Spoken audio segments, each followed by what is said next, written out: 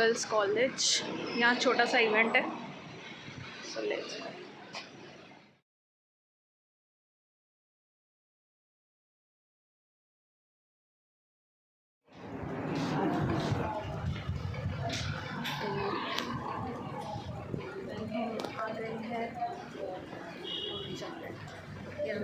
तो ब्लॉग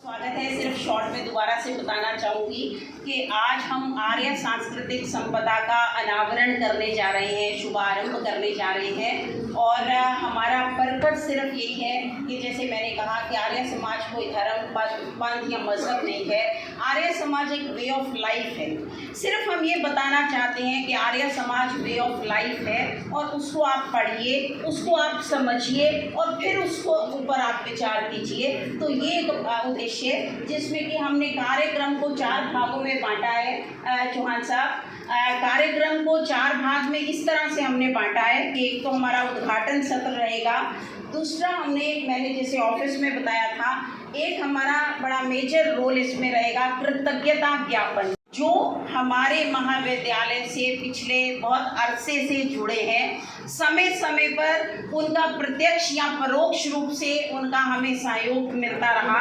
कुछ नाम मैं बोलना चाहूँगी, जैसे कि मेरे को नज़र आ रहे हैं प्रयास सोसाइटी से हमारे पास जो आमंत्रित लोग हैं। प्रयास सोसाइटी समय समय पर हमें हर तरह का सहयोग हमें मिलता रहा, चाहे वो कोरोना काल था या उसके बाद का समय था। दीपक भसीन जी मुझे नज़र आ रहे हैं समय समय पर। दीपक भसीन जी जो है, क्योंकि ये मैं बात इसलिए बोल रही हूँ, ये मैं बोलना चाहती हूँ, जो मेरे अक्षर को मैं किसी टीचर को भी नहीं देना चाहती। दीपक भसीन जी जो है, कई बार मैं ये देखती हूँ कि रिश्तों की कीमत नहीं होती, उनकी अहमियत होती है। तो मेरे पास आज वही लोग आमंत्रित हैं कि आपका जो सहयोग महाविद्यालय को रहा, महाविद्यालय बहुत ऋणी रहेगा और मेरे बाद भी ये सहयोग जारी रहेगा। इसीलिए आज का आमंत्रण आपके लिए है। और डॉक्टर जयप्रकाश जी हैं, समय समय पर ये मुझे याद कराते हैं कि बहन जी ये वाला दिन जो है आपने सेलिब्रेट करना है। हालांकि कई बार मेरे से भी निकल जाता है, पर जयप्रकाश जी आपका महाविद्यालय के साथ जुड़ाव जो है वो सदा महाविद्यालय आभारी रहेगा। इसी तरह और भी मुझे बहुत सारे जैसे मेरे एलुमनाई हैं सुनीला विक जी, तो उनके साथ भी हमारा जो रहा सहयोग। ये अभी मैंने अशोक सूद जी भी देखे थे, जो कि भारत विकास परिषद विवेक शाखा, जो समय समय पर हमारे पास आती रही। और ये जो इतना हरा भरा कैंपस हम देख रहे हैं 7 एकड़ का, क्योंकि इसको मेंटेन करना भी बड़ा मुश्किल है, इसमें पौधे लगाना भी बड़ा मुश्किल है, बहुत कीमत रखता है। तो ये आपका सहयोग जो है समय समय पर हमें मिला। बहुत सारे नाम जो है वो मैं अभी शायद छूट, हाँ, डॉक्टर परिणीति, जिसको मैंने आपको कहा, डॉक्टर परिणीति हरिप्रकाश शर्मा जी की डॉटर इन लॉ हैं, जो मेरे बच्चों को फ्री शुक्रवार को 2 घंटे कॉलेज में रहती हैं। सारी सुविधाएं, सब दवाई सब इनकी तरफ से जाती है। तो डॉक्टर परिणीति, महाविद्यालय जो है आपकी सेवाओं के लिए हमेशा कृतज्ञ रहेगा, कृतज्ञ रहेगा। और इसी तरह एलुमनाई का अगला जो मेरे ऐसे स्टूडेंट हैं, हालांकि उसमें मैं भी आती हूँ, आज से 41-42 साल पहले मैं भी यहाँ आई थी, इस कॉलेज में स्टूडेंट ही आई थी। और मैं चाहूँगी कि इस तरह का जो जुड़ाव है आपका मेरे महाविद्यालय से, वो आगे भी इसी तरह से बना रहे, बरकरार रहे। और एक हमारा कार्यक्रम होगा पुस्तक विमोचन का, जो यज्ञ आलोक, हम पुस्तक का जो हवन की प्रकाशित करते हैं, पिछले साल से पहले भी हमने की, उसका एक संस्मरण यहाँ प्रकाशित होगा। तो बहुत अच्छा एक सफ़र मेरे महाविद्यालय का, जो निरंतर 65 वर्षों से चल रहा है। और एलुमनाई में मैं उषा जी का नाम भूल गई, मैंने खास आमंत्रित किया था उषा नागपाल जी को, क्योंकि उषा नागपाल जी मेरे महाविद्यालय की जो लाइब्रेरी है उसको चलाने की बड़ी अहम भूमिका, और इतनी बड़ी लाइब्रेरी हरियाणा में, पूरे हरियाणा में झा साहब ओपन शेल्फ लाइब्रेरी उषा जी ने चलाई है, और इन्हीं के मार्गदर्शन में आज वो लाइब्रेरी जो है वो वहीं पर ये कार्यक्रम होगा। इसीलिए आज उषा जी का आना हमारे लिए बहुत अच्छा रहा। और बहुत सारे मेरे एक अनुरोध पर वेदपाल जी हमारे बीच, वेद नागपाल जी उपस्थित हैं। मैंने पहले भी बताया था कि कुछ लोग हमें प्रत्यक्ष और कुछ लोग हमें परोक्ष रूप से जो है वो सहयोग देते रहे हैं, हमें प्रोत्साहन देते रहे हैं। जयप्रकाश जी, वेद नागपाल जी एक ऐसे व्यक्ति हैं जो मुझे आर्य परिवार पे बहुत लाइक करते हैं, मेरे परिवार को बहुत लाइक करते हैं। तो मैंने एक बार इनका फ़ोन आया, मैंने इनको कहा जी मैं आपसे मिलना चाहती हूँ प्रत्यक्ष रूप से। जो इंसान बैठकर मेरे कॉलेज को कहाँ से कहाँ पहुँचा रहा है, एक बार आप ज़रूर आएँ। तो बहुत स्वागत है आपका वेद जी, आपका यहाँ आने पर। मेरी जो एल्यूमनाई हैं कमलेश शर्मा जी, कमलेश शर्मा जी का आज नाम है हिंदी फिल्म इंडस्ट्री में, पहले हरियाणवी फिल्म इंडस्ट्री में था, हिंदी फिल्म इंडस्ट्री में है। कमलेश जी, जो भी आपकी पिक्चर आती है, जब भी आपका कोई मैसेज आता है तो दिल जो है वो बहुत खुश होता है। कारण क्या है कि मेरे महाविद्यालय की एक छोरी जो है वो कहाँ पर पहुँच गई। जब हरियाणवी आप करते थे तो मुझे लगता था कि ये आर्य गर्ल्स कॉलेज का एक चांद जो है हमने वहाँ भेज दिया है, जो अपनी रोशनी, अपनी किरणें फैला रहा है। बहुत स्वागत है। मेरे को नज़र आ रहे हैं ऐसी सविता बजाज जी, जो हमारे एल्यूमनाई भी हैं और हमारे टीचर भी हैं। हमारी जड़ों को सींचने का काम इन्होंने किया है। मेरे पास, मैंने कहा, शब्द नहीं है आज, क्योंकि बहुत कुछ होच-पोच हो रहा है, लेकिन आज आप हमें शब्दों से नहीं, हमारे भावों से जानिए। आज हम जो भाव प्रकट कर रहे हैं आप उससे हमें पहचानिए। शकुंतला मदान जी हैं, जो आर्य समाज स्त्री समाज की प्रधाना है।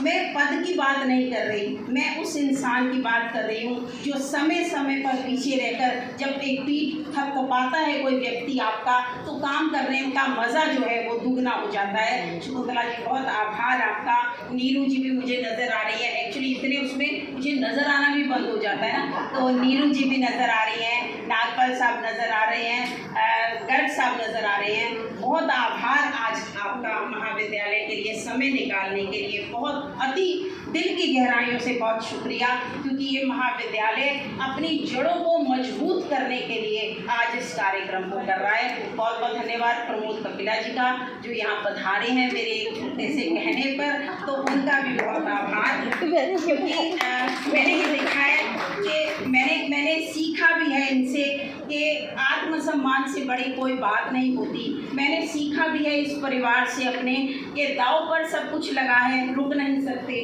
टूट सकते हैं मगर हम झुक नहीं सकते।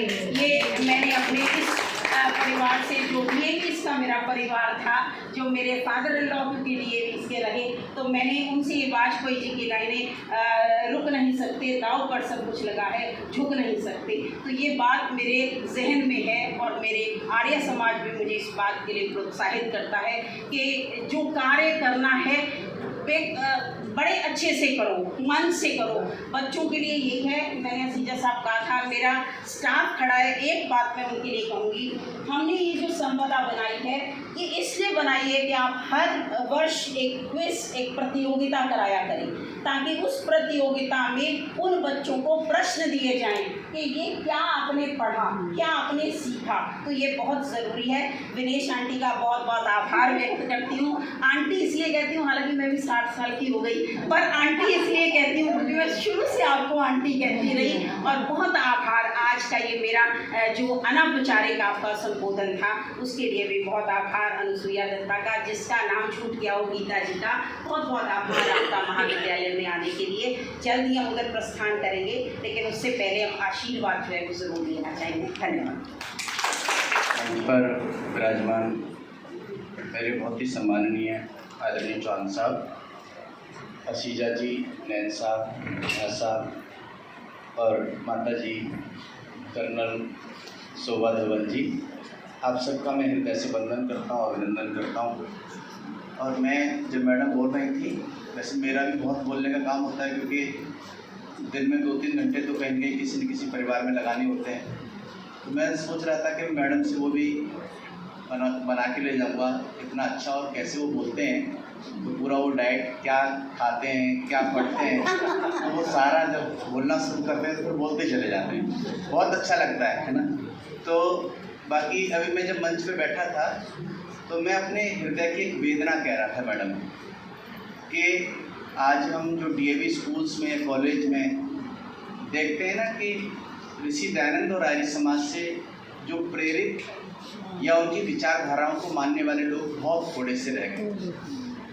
मेरे ही मन में आ रहा था और मैं मैडम को कह भी रहा था कि जब मैं डीएवी स्कूल्स में या कॉलेज में या दूसरे और स्कूल वाले जब मुझे हवन के लिए बुलाते हैं तो वहाँ मैं देखता हूँ कि जो हेड हैं, जो प्रिंसिपल हैं, वो दयानंद का डी भी नहीं जानते, आर्य समाज का ए भी नहीं जानते। तो मैं इनको कह रहा था कि आप ये इतना सारा कर रहे हो, ये सारा संभालेगा कौन, स्कूल कौन देखेगा? तो बहुत अच्छी सोच है ये, बहुत अच्छी बात है कि ऋषि दयानंद के मिशन में, ऋषि दयानंद के प्रचार प्रसार में इस तरह के कार्यों को करने के लिए मैं अपनी बड़ी बहन अनुपमा जी को बहुत बहुत साधुवाद देना चाहता हूँ। मैं उन्हें हार्दिक शुभकामनाएं देना चाहता हूँ कि आपके अंदर, क्योंकि मैं कई बार कॉलेज में आता रहा, हवन के लिए आता रहा हूँ, वैसे भी मैडम समय समय पे पीछे इतनी सुंदर यशशाला बनाई है। मैंने वही तो मैं सोच रहा था कि हम यशशाला तो बना देंगे, लेकिन उस यशशाला की शोभा तो तब होगी जब उसमें यज्ञ होगा। उस यशशाला की शोभा तो तब होगी जब वहाँ बैठ कर के ये बेटियाँ या बेटे उसमें कुछ मंत्रोच्चारण सुनेंगे या बोलेंगे। तो निश्चित रूप से प्रभु परमात्मा उस समय को भी हमारे बीच में लेकर के आएगा। और हम क्योंकि बिल्कुल भी निराशावादी नहीं हैं, हम सदैव आशावादी हैं और ऋषि दयानंद के मिशन में लगे हुए उनके सिपाही हैं, छोटे स्तर पर ही सही। पर बाकी अनुपमा जी ने एक बात कही बिल्टू बहुत अच्छी कि आर्य समाज किसी बिल्डिंग का नाम नहीं है, आर्य समाज एक विचार का नाम है। देखो बेटियां बैठी हैं, पीछे बच्चे बैठे हैं, आर्य समाज कोई धर्म नहीं है, कोई मत नहीं है, कोई संप्रदाय नहीं है। अक्सर मेरी पत्नी जो कि प्रचार में रहती हैं वो हमेशा ये कहा करती हैं, जो मुसलमान धर्म के लोग हैं या जो मुसलमान कम्युनिटी के लोग हैं वो सब यही प्रचार करते हैं कि ज़्यादा से ज़्यादा मुसलमान बने। क्रिश्चियन लोग हैं वो सब यही कहते हैं कि ज़्यादा से ज़्यादा क्रिश्चियन लोग बने। लेकिन इकलौता एक संगठन ऐसा है, इकलौता एक ऐसा व्यवस्था ऋषि ने दी है जो किसी धर्म से नहीं है। वो केवल ये कहती है कि केवल आप एक अच्छे इंसान बने, आप एक अच्छे मानव बने। वो केवल और केवल अगर कोई विचार है तो वो ऋषि दयानंद का विचार है, वो आर्य समाज का विचार है। और ऋषि दयानंद के विचार को समझने के लिए मैं कहता हूँ ना, आप वेदों को मत समझिए। कोई कहता है ऋषि दयानंद को समझना है, अगर ये बच्चे ऋषि दयानंद को जानना चाहते हैं, अगर ये बच्चे ऋषि दयानंद को समझना चाहते हैं तो वेद की पुस्तक बाद में देखना, सत्यार्थ प्रकाश जो उनकी अमर कृति है उसको भी बाद में देखना। ऋषि दयानंद ने अपना पूरा मस्तिष्क, ऋषि दयानंद ने अपने पूरे विचार केवल 10 वाक्यों में लिख दिए हैं। इसलिए मैं बच्चों से कहता हूँ, मैडम ने जरूर वो वहाँ लिखवाए हैं तो उनको आप जाकर के उस पर विचार करेंगे कि ऋषि की क्या विचारधारा थी, क्या सोच थी, वो क्या चाहते थे। ऋषि ने लिखा ना, बस एक बात करके मैं विराम करता हूँ। ऋषि ने एक नियम लिखा, उन 10 वाक्यों में एक वाक्य लिखा, संसार का उपकार करना इस समाज का मुख्य उद्देश्य है। अर्थात देखो जरा ऋषि क्या लिखते हैं, संसार का उपकार करना, मेरा उपकार करना नहीं, किसी परिवार का उपकार करना नहीं, भारत का उपकार करना भी नहीं, संसार पूरी दुनिया का उपकार करना इस समाज का, समाज माने जो मैं ये संगठन बना रहा हूँ, मैं ये समूह बना रहा हूँ, इसका मुख्य उद्देश्य है। संसार का उपकार करना इस समाज का मुख्य उद्देश्य है। और ऋषि ने कहा अगर तुम अपना पूर्ण विकास करना चाहते हो, ऋषि को देखो, पढ़ना जरा समझना, ऋषि चाहते क्या हैं, दयानंद चाहते क्या है? वो चाहते हैं अगर आप अपना पूर्ण विकास करना चाहते हो तो अपनी 3 उन्नति करना, आत्मिक, सामाजिक और शारीरिक। बहुत सुंदर बात कहते हैं वो, जिसकी आत्मा सुंदर होती है, जिसकी आत्मा बलिष्ठ होती है, जिसका शरीर सुंदर है, दोनों चीज आपके पास हैं। देखो आपकी आत्मा भी, दीपक जी, आत्मा भी अच्छी है आपकी, आत्मा में भी सुंदरता है और शरीर भी है, लेकिन समाज में तो कोई जानता नहीं आपको, समाज में तो आपकी कोई प्रतिष्ठा नहीं, समाज में तो आपकी कोई पहचान नहीं। इसलिए ऋषि लिखते हैं अगर आपको अपनी पूर्ण उन्नति करनी है, अगर आपको अपना पूर्ण विकास करना है तो आपको 3 प्रकार की उन्नति करनी पड़ेगी। आत्मिक उन्नति भी करनी पड़ेगी, सामाजिक उन्नति भी करनी पड़ेगी और शारीरिक उन्नति भी करनी पड़ेगी। मैं मंच को एक बार पुनः नमन करता हूँ, आप सब आए हुए आगंतुकों का अभिनंदन करता हूँ, वंदन करता हूँ और बड़ी बहन अनुपमा जी को बहुत बहुत बहुत साधुवाद देता हूँ, उन्हें शुभकामनाएं देता हूँ कि उन्होंने इस वृक्ष को, क्योंकि वो भी 30 या 31 में रिटायर हो रहे हैं, उनके बाद क्योंकि टीचर्स भी यहाँ हैं, सब सुन रहे हैं, जो प्रिंसिपल आने वाले हैं वो भी, आप इस धरोहर को संभाल करके रखेंगे। जो बात, क्योंकि माली जो होता है ना वो थोड़े समय ठहरता है और एक समय के बाद वो बाग से बोलो क्या हो जाता है, बाहर हो जाता है, फिर नए लोग आते हैं। लेकिन नए लोगों का उत्तरदायित्व है, जो गया हुआ व्यक्ति छोड़ करके गया है उसको संभाल करके रखना, उसको संभाल करके रखना। मैं आप सबका हृदय से वंदन करता हूँ, अभिनंदन करता हूँ, आप सबका स्वागत करता हूँ। इन्हीं शब्दों के साथ मैं अपनी वाणी को विराम देता हूँ। ओम सम। बहन अनुपमा जी, श्रद्धेय प्रिंसिपल डॉक्टर R.K. चौहान,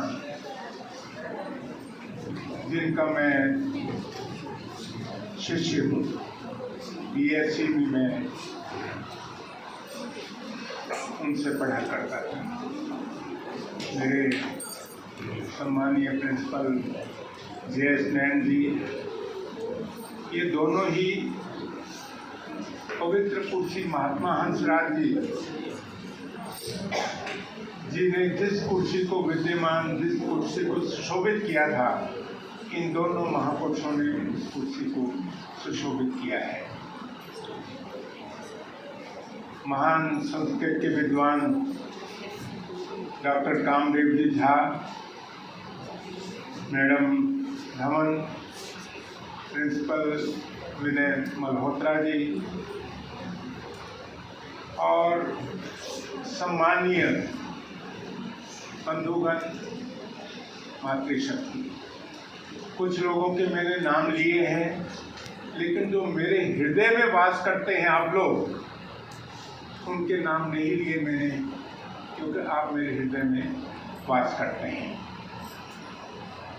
मेरा सौभाग्य है कि मैं भरे हुए हाल को आज संबोधित कर रहा हूँ, लेकिन बहुत बार खाली हाल को भी संबोधित करने का सौभाग्य मिलता रहा है। आज ये हाल भरा हुआ है। लंबी बात नहीं करूँगा, केवल मात्र थोड़ी सी बात करूँगा। आर्य समाज एक ऐसी विचारधारा है जिसने किसी चीज में भी प्रकृति के नियम के विरुद्ध कोई धारणा नहीं दी है। स्वामी दयानंद ने स्पष्ट शब्दों में लिखा कि अगर मैंने कोई भी विचार प्रकृति के नियमों के विरुद्ध लिखा है तो उसे आप क्रॉस कर दीजिएगा। और अगर आर्य समाज की बात करनी हो और ये कहना हो कि दूसरे धर्म और आर्य समाज में क्या अंतर है, तो मैं एक सेंटेंस कहना चाहता हूँ कि आर्य समाज एकमात्र ऐसी विचारधारा है जो ओपन है, जो तर्क करने के लिए तैयार है। क्या मुसलमानों की जो पुस्तक है उसके ऊपर आप तर्क कर सकते हैं? नहीं कर सकते। आपको इतिहास का पता होगा कि एक पुस्तक लिखी गई, पुस्तक के लेखक ने कईयों से कहा कि इस पुस्तक को छाप दीजिएगा। सब प्रकाशक ने मना कर दिया कि इस पुस्तक को हम नहीं छापेंगे। अल्टीमेटली एक आर्य समाज के प्रकाशक ने कहा कि मैं इस पुस्तक को छापूंगा। लेकिन लेखक ने कहा कि मेरा एक निवेदन है कि आप इस पुस्तक के ऊपर मेरा नाम नहीं लिखेंगे। तो उन्होंने इस बात को भी सहर्ष स्वीकार कर लिया कि मैं आपका नाम नहीं लिखूंगा। पुस्तक छपी, कोर्ट के अंदर केस हुआ। कोर्ट के जजेस ने कहा कि हम 3 जो महान विद्वान मुसलमान हैं उनकी एक कमेटी बनाते हैं और वो पॉइंट आउट करें कि इस पुस्तक में जो बात लिखी है उसमें से कौन सी गलत है, क्योंकि लेखक ने कुछ लिखा ही नहीं। लेखक ने उसी की जो मुसलमानों की थी उसी को कोट करते गए। अब वो 3 मुसलमान विद्वान उसमें गलती क्या निकाले, क्योंकि वो जो लिखा हुआ था वही उन्होंने कोट किया हुआ। अधिकृत है। आज सबसे पहले इस महाविद्यालय की जो यशस्विनी प्राचार्य हमारी अनुजा है, डॉक्टर अनुपमा आर्या को मैं कोटिशः शुभकामनाएं देता हूं कि उन्होंने बहुत काम इस कॉलेज में किया। और अभी बात हो रही थी, ये शास्त्री जी बता रहे थे कि कहाँ से सीखा। ये सीखने का सारी उम्र लोग सीखते हैं, लेकिन इन्होंने तो अपना संस्कार घर में ही, आर्य समाज का संस्कार इनका घर से ही हुआ। ये 16 संस्कार जितने भी होते हैं सारा संस्कार इन्होंने घर में ही सीखा। तो मंच पर बैठे हुए शास्त्री जी, परम श्रद्धेय आदरणीय JS नैन साहब, आदरणीय असीजा साहब और परम श्रद्धेय और पूजनीय डॉक्टर RK चौहान जी और डॉक्टर मल्होत्रा जी। जब अनाउंसमेंट हुआ तो मैं देख रहा था मल्होत्रा जी कहाँ हैं। हमारे गुरु पुत्र भी हैं और गुरु के पति भी हैं, तो दो क्वालिफिकेशन इनके साथ हैं। उनका मैं भी स्वागत करता हूँ। आज समय कम है, आर्य समाज के जो बारे में बात चल रही है, तो आर्य समाज क्या था नहीं था, ऋषि दयानंद का नाम लेते ही तन मन पावन हो जाता है। वो एक बार नाम ले करके देखे और उस मार्ग पर चलने का प्रयास केवल मात्र करे। चलना बड़ा मुश्किल है, बड़े धोखे हैं इस राह में। उन्होंने किस तरह से कितने कष्टों को सहा और कैसे इस संसार को उन्होंने ज्ञान दिया, जो आज भारतवर्ष के कोने कोने में गायत्री मंत्र का नाम नहीं कहीं होता था। अब हर विद्यालय में जितने भी हमारी DAV की संस्थाएं हैं, आर्य समाज की संस्थाएं हैं और दूसरे स्कूल्स में भी ये कल्चर डेवलप हुआ है। ये महर्षि दयानंद को ही सारा का सारा श्रेय जाता है, इसमें कोई दो मत नहीं है। और यज्ञ के बारे में जहाँ तक बात हो रही थी, हम लोग प्रतिदिन यज्ञ करते हैं। कल एक चैनल से मैं बोल रहा था और जो JNU है वहाँ के प्रोफेसर जुड़े हुए थे और सारे भारतवर्ष में प्रश्नोपनिषद के लिए बोलना था। वो प्रश्नोपनिषद में 2 बातें कह करके बैठ जाऊँगा। प्रश्नोपनिषद को जब देखेंगे, प्रश्नोपनिषद को, तो बात हो रही थी असीजा साहब प्रतिदिन हवन करते हैं, यज्ञ करते हैं। प्रश्नोपनिषद पर जब मैंने देखा तो हम प्रतिक्षण हवन कर रहे होते हैं, हमें खुद नहीं पता है श्वास लेना। प्रश्नोपनिषद में ऋषि पिपलाद अपने शिष्य को बता रहे हैं, 6 शिष्य वहाँ सीखने के लिए गए थे और सीखना ऐसा ही नहीं था, 1 वर्ष तक उसकी परीक्षा ली गई थी, तब जाकर के उनको सिखाने के लिए पिपलाद ऋषि, महर्षि पिपलाद तैयार हुए थे। स्वागत है। मैं यहाँ मंच से ये बात कर रही थी मल्होत्रा साहब कि आज का हमारा जो कार्यक्रम है वो कुछ चरणों में विभाजित है और मैं ये चाह रही थी कि वो गणमान्य अतिथि या वो गणमान्य संस्थाएं यहाँ पर पधारें जिन्होंने मेरे महाविद्यालय को प्रत्यक्ष और परोक्ष रूप से हमेशा सहयोग दिया है। मेन कार्यक्रम था, जो मुख्य कार्यक्रम था, आप सबका आशीर्वाद लेना था यहाँ बुलाकर, और ये इसलिए आशीर्वाद लेना था कि आज हम आर्य सांस्कृतिक संपदा नाम से एक धरोहर के रूप में अपने लाइब्रेरी में एक कॉर्नर जो है एस्टेब्लिश करने जा रहे हैं, जिस कॉर्नर का उद्देश्य मनुर्भव होगा। हम, क्योंकि हमारी जो पीढ़ी है जिस तरफ जा रही है, हम चाहते हैं कि वो और बुलंदियां छुए और बहुत अच्छे गुणी जन जो है हमारे यहाँ से निकलें। तो हमारा उद्देश्य, आप यहाँ से सब वहाँ ज़रूर, मोहित जी भी मुझे नज़र आ रहे हैं, सभी का बहुत अभिवादन अभिनंदन है। आप वहाँ ज़रूर जाएं और देखें कि मैंने अपने बच्चों के लिए जो है वो किस तरह का, मेरे स्टाफ ने मिलकर किस तरह का इंतज़ाम किया है। आर्य समाज के नियम भी हैं, आर्य समाज के बारे में विद्वानों ने क्या कहा, मैं ऋषि दयानंद के बारे में क्या कहा। मैं फिर से पुनः दोहराना चाहूँगी कि ये आर्य समाज का फंक्शन नहीं है, ये चेताना है हमने उनको कि आर्य समाज की जो मान्यताएं हैं वो आज भी सारगर्भित हैं, आज भी अंधकार को प्रकाश में बदलने का कालिक को श्रृंगार में बदलने का काम अगर कोई कर सकता है तो वो आर्य समाज कर सकता है, क्योंकि आर्य समाज यूनिवर्सल है, सार्वभौमिक है, सार्वकालिक है। आज सबकी उन्नति में अपनी उन्नति समझने का काम कोई नहीं कहेगा, ये आर्य समाज कहेगा। तभी आपके जो शुभ चरण महाविद्यालय में पड़े, उसके लिए बहुत आभार। और आगे जो हम कार्यक्रम करने जा रहे हैं वो कृतज्ञता ज्ञापन कार्यक्रम जो है वो आरंभ होगा।